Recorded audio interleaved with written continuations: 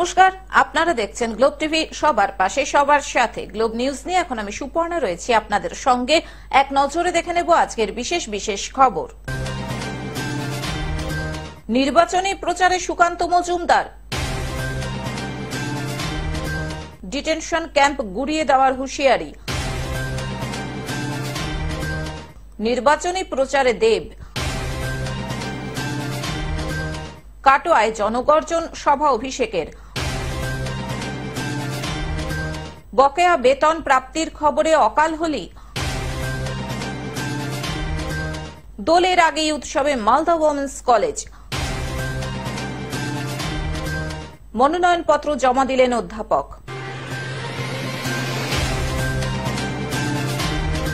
আসছে বিস্তারিত খবরে।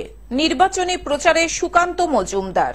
নির্বাচনী প্রচারে শুক্রবার দক্ষিণ দিনাজপুর জেলার গঙ্গারামপুর ব্লকের 3/2 বেলবাড়ি গ্রাম পঞ্চায়েতে এলেন রাজ্য বিজেপির সভাপতি তথা বালুরঘাট 6 নম্বর লোকসভা কেন্দ্রের বিজেপির মনোনীত প্রার্থী সুকান্ত মজুমদার। গঙ্গারামপুর ব্লকের বেলবাড়ি গ্রাম পঞ্চায়েতের নীলডাঙ্গা এলাকায় বিজেপির পক্ষ থেকে কর্মী সভার আয়োজন করা হয়, যেখানে বিজেপির রাজ্য সভাপতি তথা বালুরঘাট লোকসভার সাংসদ সুকান্ত মজুমদার ছাড়াও হাজির ছিলেন জেলা বিজেপির সাধারণ সম্পাদক গৌতম রায়, সহ সভাপতি প্রদীপ সরকার সহ অন্যান্যরা। এদিনের এই কর্মী সভা থেকে রাজ্য সরকারের বিরুদ্ধে দুর্নীতির অভিযোগ তুলে সরব হন সুকান্ত।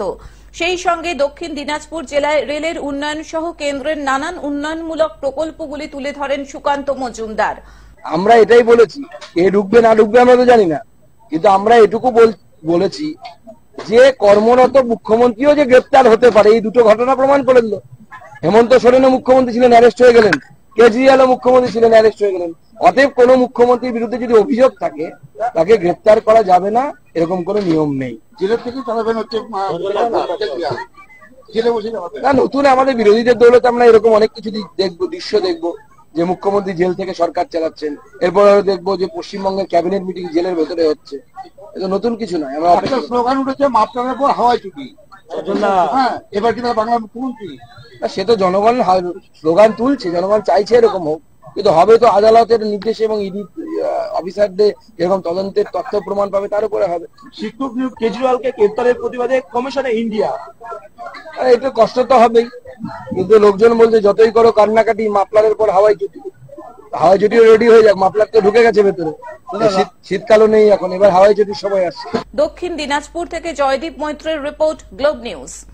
ডিটেনশন ক্যাম্প গুড়িয়ে দেওয়ার হুঁশিয়ারি। এবার প্রচারে গিয়ে সিএএ আইন নিয়ে বিতর্কিত এবং বিভ্রান্তিকর মন্তব্য। ডিটেনশন ক্যাম্প গুড়িয়ে দেওয়ার হুঁশিয়ারি। উত্তর মালদার চাঁচল বিধানসভার অন্তর্গত দুটি এলাকাতে প্রচারে গিয়ে বিজেপির রাজ্যসভার সাংসদ শ্রমিক ভট্টাচার্যের মন্তব্যের প্রসঙ্গ টেনে বিতর্কিত মন্তব্য করলেন তৃণমূল প্রার্থী প্রসূন ব্যানার্জি। শুক্রবার মালদার চাঁচল বিধানসভার হরিশ্চন্দ্রপুর এবং চাঁচল এলাকায় ভোট প্রচারে এসে বিজেপির ডিটেনশন ক্যাম্পকে গুড়িয়ে দেওয়ার নিদান দেন তিনি। প্রসূন ব্যানার্জি বিজেপির রাজ্যসভার সাংসদ শ্রমিক ভট্টাচার্যের একটি প্রতিক্রিয়ার প্রসঙ্গ সামনে এনে দাবি করেন, বিজেপির কথাতে স্পষ্ট ডিটেনশন ক্যাম্প আছে, সেই ক্যাম্প তারা লুকিয়ে রেখেছে, ক্যাম্প গুড়িয়ে দেওয়া হবে। একজন লোকসভা নির্বাচনের প্রার্থী হয়ে তিনি এ ধরনের বিবৃতি দিতে পারেন। একে পর্যন্ত দপ্তবাণী নিয়ে ভোট হয় না, এটা আমরা জানি, কিন্তু কয়েকবার অপেক্ষা করুন, তার দপ্তবাণী কোথায় গিয়ে পৌঁছায়, তার দলের নেতা নেত্রী যারা এত লাফালাফি করছেন, পুরো দলটাকেই ডিটেনশন ক্যাম্পে চলে যেতে পারে। ডিটেনশন ক্যাম্পের বক্তব্যটা এই কারণে এলো যে আপনারা শুনেছেন যে বিজেপি রাজ্যসভার সাংসদ এবং ওদের স্টেট স্পোক্স পার্সন শ্রমিক ভট্টাচার্য ওয়েন্ট অন রেকর্ড, এখানে উনি বলেছেন, আমি শুনিয়েছি ভিডিও ক্লিপিংটা, উনি বলেছেন যে ডিটেনশন ক্যাম্পে পাঠানো হবে আমাকে এবং আমার নেতৃত্বকে। তো কোথাও উনি স্বীকার করলে ডিটেনশন ক্যাম্প আছে।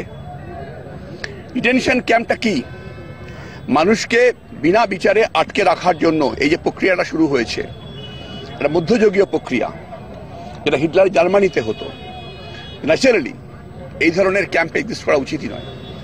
সেকেন্ড যেটা প্রশ্ন, যে এতদিন আপনি আপনার কর্মজীবনে বন্দুক হাতে অপরাধীদের দমন করেছেন, এখন নতমস্তকে হাত জোড় করে দুয়ারে দুয়ারে প্রচারে যাচ্ছেন, এই পার্থক্যটা এবং অনুভূতিটা কেমন? প্রত্যেক পেশার একটা নিজস্ব দায়িত্ব এবং দায়বদ্ধতা থাকে। যখন সেই পেশায় ছিলাম তখন সেই পেশায় দায়বদ্ধতা, শুধু বন্দুক হাতে বলছেন কেন, করোনার সময় মানুষের পাশের সঙ্গে কাজ করেছি, বন্যায় মানুষের সঙ্গে কাজ করেছি, সেখানে তো বন্দুক লাগেনি। পুলিশ মানে বন্দুক নয়, পুলিশ মানে সমাজের সেবক। আমরা যখন এই মালদায় করোনা হয়েছে, মালদায় কাজ করেছি, তখন দেখিনি যে কোন কে পলিটিক্যাল পার্টি করতো। সবার জন্য কাজ করেছি, বেঁচে নাও থাকতে পারতাম, বেঁচে আছি সেটা অন্য কথা। সুতরাং কাজ যখন করেছি তখন নিরপেক্ষভাবে করেছি, সবার জন্য করেছি। আমি এখন রাজনৈতিক কর্মী, প্রশাসনিক কোনো আধিকারিক নই, প্রশাসন নিয়ে কথাও বলি না আমি কখনো। মালদা থেকে অভিষেক দাসের রিপোর্ট, গ্লোব নিউজ। নির্বাচনী প্রচারে দেব।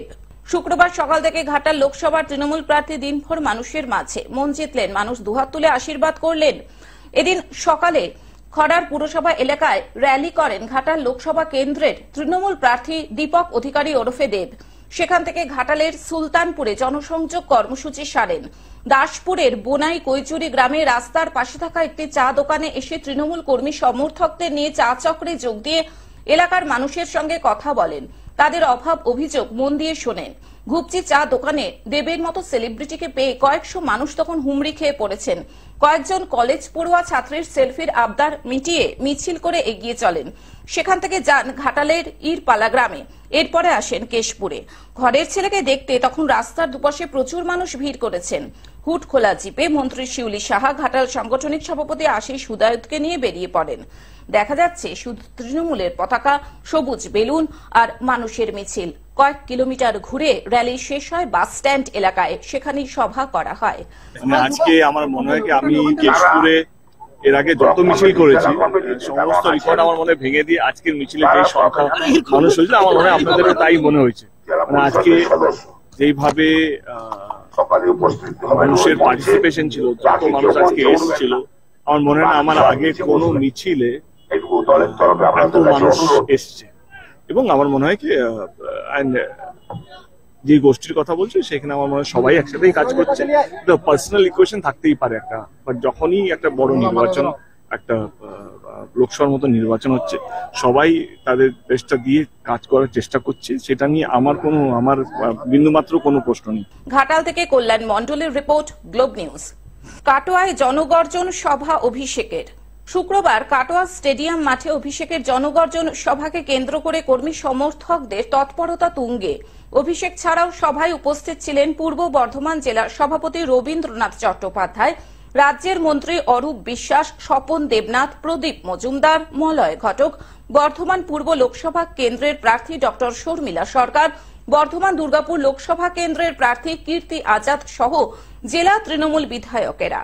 এদিন বর্ধমান পূর্ব লোকসভা কেন্দ্রের তৃণমূল প্রার্থী ডক্টর শর্মিলা সরকার ও বর্ধমান দুর্গাপুর লোকসভা কেন্দ্রের তৃণমূল প্রার্থী কীর্তি আজাদের সমর্থনে সভা করেন অভিষেক। মঞ্চ থেকে অভিষেক বকেয়া 100 দিনের কাজের টাকা সংক্রান্ত বিষয়ে কেন্দ্রীয় সরকারকে তীব্র কটাক্ষ করে বলেন, আমরা বকেয়া টাকা ঠিকই আদায় করব, নিজেদের অধিকারে সকলকে ভোট দেওয়ার আবেদন করেন অভিষেক। ভোট বাংলা বিরোধীর বিরুদ্ধে মমতা বন্দ্যোপাধ্যায় বাংলার হাত শক্তিশালী করার জন্য তৃণমূল কংগ্রেসকে দিচ্ছে। আর বাকি আজকে যে কথাটা দিয়ে গেলাম 31শে ডিসেম্বরের মধ্যে, যেখান থেকে বাংলার মায়েরা দিদিরা বাংলার এই লড়াইয়ে বাংলার সৈনিকদের পাশে থাকবে, বাংলা বিরোধীদের জামানত বাজেয়াপ্ত করবে, সেই পঞ্চায়েতে, সেই অঞ্চলে, সেই গ্রামে তৃণমূল কংগ্রেস পরিষেবার কোনো ত্রুটি রাখবে না।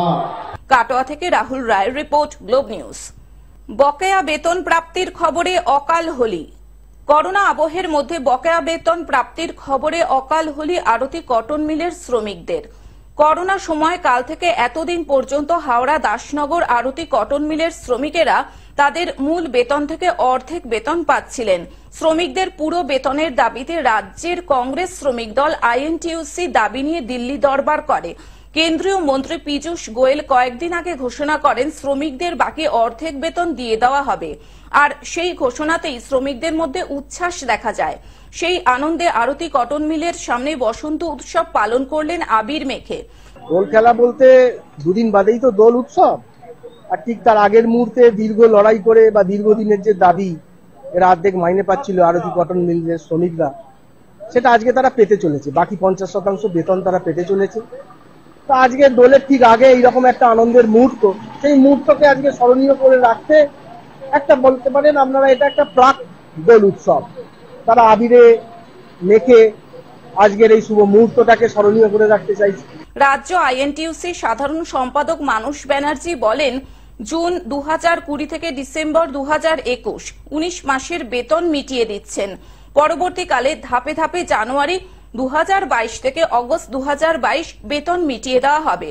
রাজ্য মহিলা কংগ্রেস চেয়ারপারসন শ্রাবন্তী সিং বলেন, ভারতে 23টি কটন মিলের মধ্যে বাংলার 8টি কটন মিলের শ্রমিকেরা তাদের প্রাপ্য বেতন পেলেন।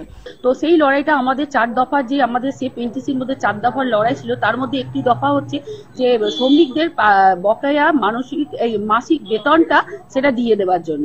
তো আজকে আমরা সেই আইনি পথেও সেই লড়াইটা লড়েছিলাম, লড়ে আজকে এই যে সফলতার জায়গায় এসছে যে শ্রমিকরা আজকে থেকেই, যেহেতু ম্যানেজমেন্ট ঘোষণা করেছে আজকে থেকে তাদের মাসিক বেতন যে অর্ধেক করা হচ্ছে সেই অর্ধেক বেতনটা তারা আজকে থেকেই পাবে। শুক্রবার বেলা 1টার দিকে আরতি কটন মিলের সামনে কংগ্রেস শ্রমিক সংগঠন আইএনটিইউসি বসন্ত উৎসবের আয়োজন করেন। উপস্থিত ছিলেন রাজ্য আইএনটিইউসির সাধারণ সম্পাদক মানস ব্যানার্জি, রাজ্য মহিলা কংগ্রেস চেয়ারপারসন শ্রাবন্তী সিং সহ দলের অন্যান্য নেতৃবৃন্দ। মানে প্রচুর খুশি হয়েছি, প্রচন্ড খুশি, অপ্লুত, যে মুখে ভাষা নেই যে এতদিনের যে লড়াইটা আমরা দিয়ে এসেছিলাম আর সেই লড়াই সাকসেসফুল হতে চলেছে। তার জন্য আমরা খুবই আনন্দিত, উৎসাহিত। তার জন্যই আজকে আমরা একটা বসন্ত উৎসব, দোল উৎসবের মতো পালন করেছি, যে আবির মেখে ঘোষণা। কারণ আমরা কনফার্ম যে টাকা আমরা পেতে চলেছি, দীর্ঘদিনের লড়াইয়ের সুফল পাচ্ছি। হাওড়া থেকে অর্পণ সিংহের রিপোর্ট, গ্লোব নিউজ।